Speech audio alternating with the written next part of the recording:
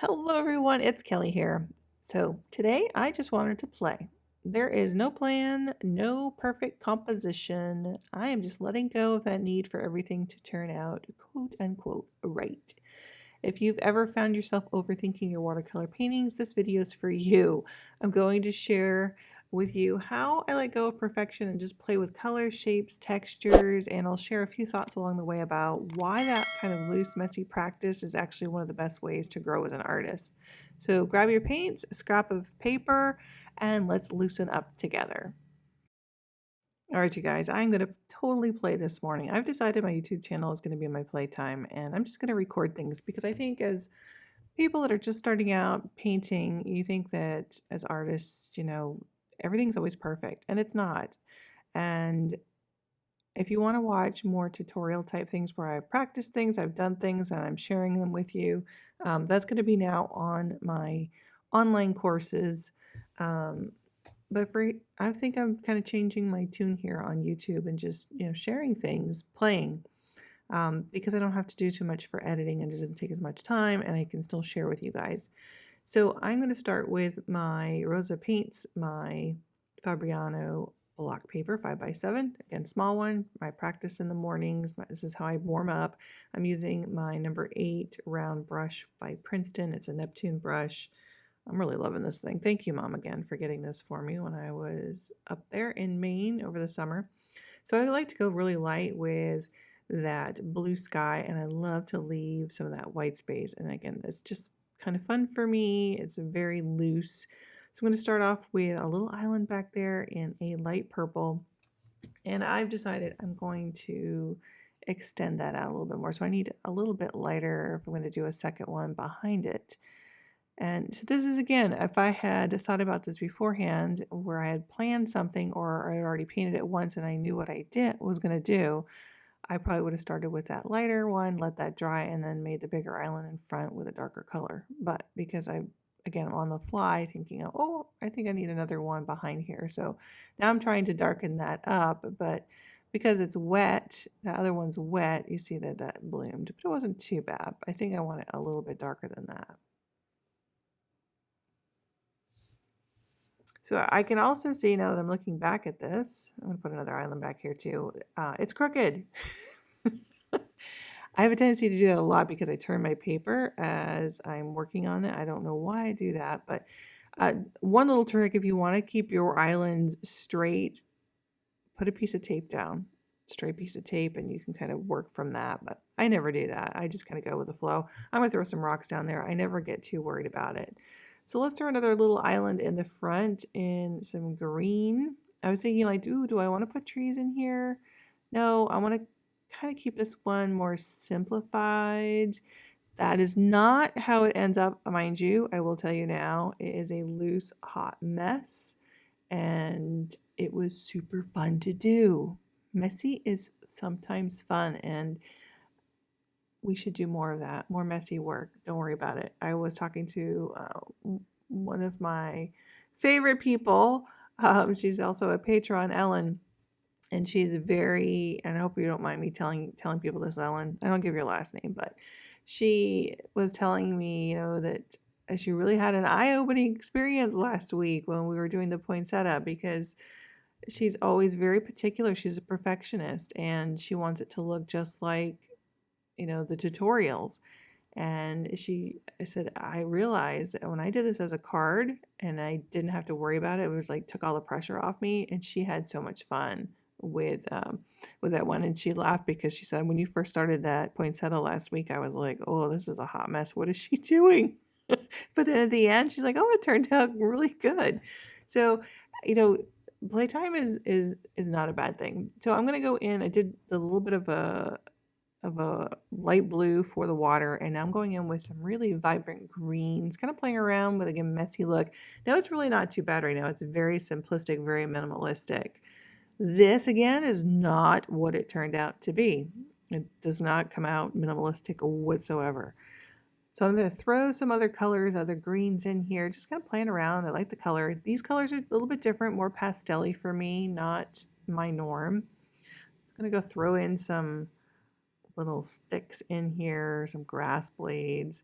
Again, I don't know what kind of leaves these are. I'm just making patterns up, just kind of slapping it on here and just seeing what sticks. I'm going to play with color a little bit more. I don't usually use these light teals. We're going to fill in some of that in the bottom. And so I'm trying to just play with a bunch of different greens and blues. But again, keeping it more on that lighter shade.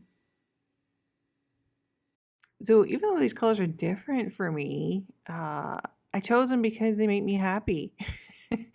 And honestly, I almost didn't share this one because it is so messy, it's so wild, and it's definitely not what I would call perfect. But that's exactly why I should share it. I think as artists, we're just so easily, we easily fall into that trap of only showing the finished, polished work.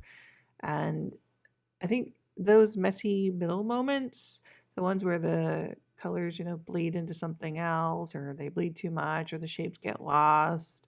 But that's where creativity really lives. That's where ideas kind of start and form. So this piece kind of reminded me that play is really essential. And I know I talk about it a lot, but it really, truly is how we grow, experiment, and discover new ways of expressing ourselves. Not everything has to be a masterpiece. I think some paintings are just meant to teach us to loosen up, to breathe a little bit. Do you find yourself holding your breath sometimes when you paint? I know I do. But I think it just really helps us enjoy the process a little bit more. So if you have been holding that brush a little bit tight, try this no pressure painting session. Let it just kind of flow. Make mistakes, laugh at them, and just kind of see what happens. I think once you stop trying to be perfect, you kind of realize what your style is, and it kind of shines through. And you might notice too, if you do like a Pinterest board or something, and you start putting in things that you like, or maybe some, like I call it my idea board. I have a folder that I keep on my computer of, paintings I've seen people do that I just love, like the colors or I like the style, or there's something about it that I like. And I will kind of pop them into my little idea board. And it's funny when you go back to look at it, you really kind of see what you like. You even see like what colors you're drawn to, styles that you're drawn to. And for me, I'm always trying something new because we're always growing as artists, we're always changing. So my food for thought for this day. I hope it helps someone. All right, this is where the mess happens. I'm really getting into the beauty of the mess. I'm going to be finding that freedom in watercolor. Yes, I am throwing everything I've got at it at this point. I'm not looking at anything, so there's nothing in particular that I am painting. I just know that I want some type of flowers in here. I know I needed to go darker because I've got to go over some of those lighter areas. So I'm just making these circular things, adding a little bit more texture in the water. It's a little wet right there, but that's okay. We'll just pretend that that's a nice little shadow underneath the water. Then I'm going to go a little darker in here, give it a little bit more texture. And in a minute here is where I really start to go wild. I know I wanted more happening down here for colors. I didn't really care for the dark quite as much, so I went back in with bleed proof white. I didn't have much left in this jar. It's a little splattering, going to throw a little bit more white in there, maybe mixing it with a few other colors for that more gouache look. And so I added a little bit more in there, and then I grabbed my what is this called? My calligraphy pen. And so I'm scratching a little bit in here, and I like the height. I was like, ooh, do I want to go higher? And like I should have just stuck with what I have, but I wanted to add more up here, just to bring stuff way up front with my eye, or to give the illusion that things are really close and up front. So this is where it really starts to go a little wild. So I'm like, what kind of other flowers can I have in here? I don't even know what this one is. I was trying for like a Queen Anne's lace, and then it kind of morphed into like a wheat.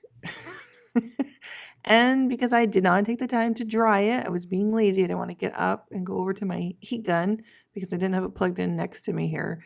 I got lazy, and you can see where it got a little muddied in the middle there. So then I grabbed my pen, my G4 pen, and started to do a little doodling. So I'm going back up into this area. Now I've done this kind of before with my lupins, and so I thought, well, this kind of reminded me of that a little bit. Different colors, obviously. So I was kind of playing around with the pen. Still wasn't quite cutting it, but I was like, do I want to put that much pen work into it? Or do I want to put more white into it? And kind of playing around, thinking about it. Do I want to get really doodly in here and do a lot more pen work in here? So, these are kind of the things that go through my head as I'm doing some of these things. And sometimes I'll stop and go, okay, how's this really looking? Let's put a mat around this. Yeah, it's not ready. So I go back in, I throw in some more white. Again, I know I needed to clean up some of those areas that I got a little muddied. And then once you clean those up, I put some more color back in there. I really kind of like the bluebell kind of look to it. So I added a little bit more blue in here. Now I'm covering up a lot of the scene and behind. So again, I told you I went a little overboard. And I would love to hear in the comments down below how many times you've done this. Have you gone overboard a few times yourselves?